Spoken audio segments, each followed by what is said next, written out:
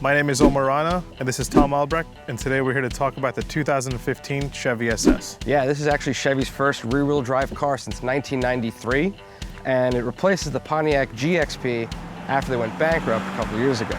I can't wait to drive this thing, so let's go for a spin. Yeah, let's do it.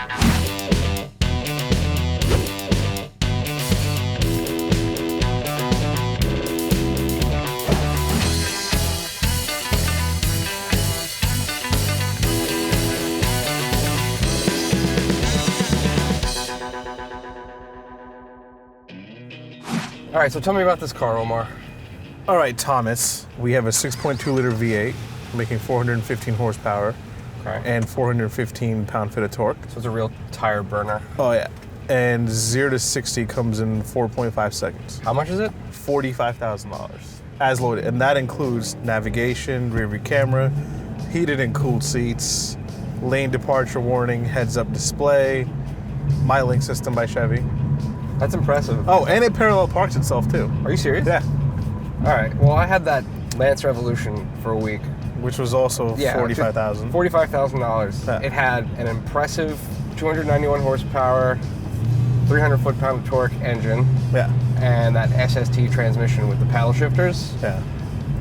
Wicked handling. I mean, great. The thing accelerated 0 to 60, 4.5 seconds. Lightning quick shifts, turned on a dime. Those Brembo brakes bit hard. This has Brembos too, doesn't it? Yeah, this has Brembos, yeah. But you got nothing else in the car. And nothing's changed for 7 years. Yeah. So I'm looking at this as it's not really a parallel because, you know, all-wheel drive versus rear wheel, but at the same time, you know, what can you get for $45,000? And I think GM's pulling what Hyundai and Kia did with, you know, hey, let's load up this car, give it a sick engine, rear-wheel drive setup, and say, hey, BMW, what's up? Yeah. What do you say this goes against? What do you have? You have the BMW 550, the E550. Those will both run you close to the $90,000 range. And that has not even half the options. Yeah. No. And this type of performance, you're talking like some supercar style performance here too. Yeah. And the handle's outstanding. So you've been driving this all day today. What do you think about it? I like it. I like it a lot. And coming from a BMW, it has that handling of a large sedan, but it's very planted and firm. It doesn't make you second guess yourself. Transmission's not bad. I was expecting maybe a little bit quicker shifts on the paddles in sport mode, but for what you're getting, I don't think that's a fair point to complain about. And it is kind of a big car, but it feels small. It feels light. Yeah. And I'm sure it's pretty heavy, but it does feel very light.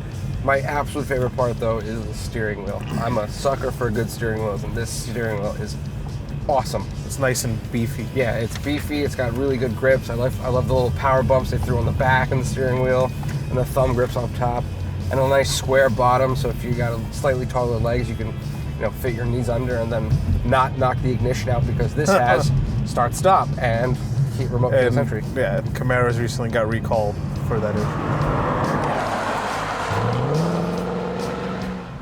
So Tom, it sounds like you really like this car. Is there anything you don't like?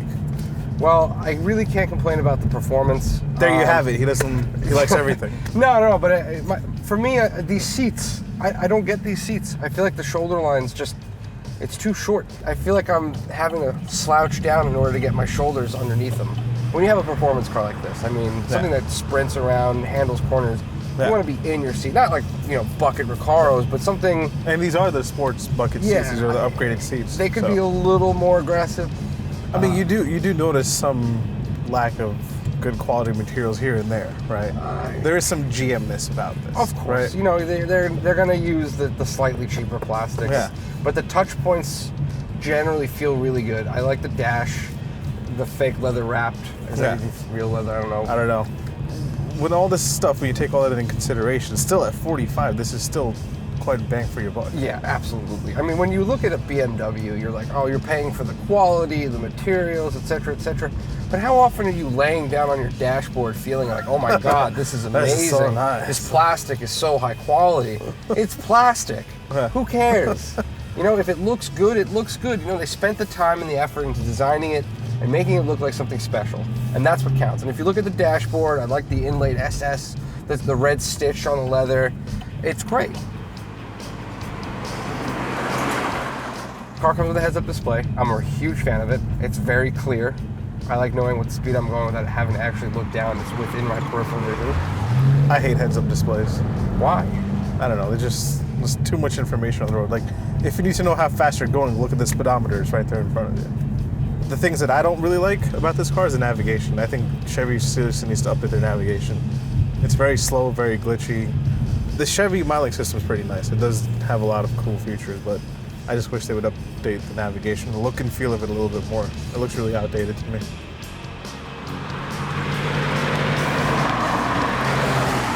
So we've compared this to the BMW, like the ultra luxury cars, the BMW, the Mercedes, and we've compared this to the Evo.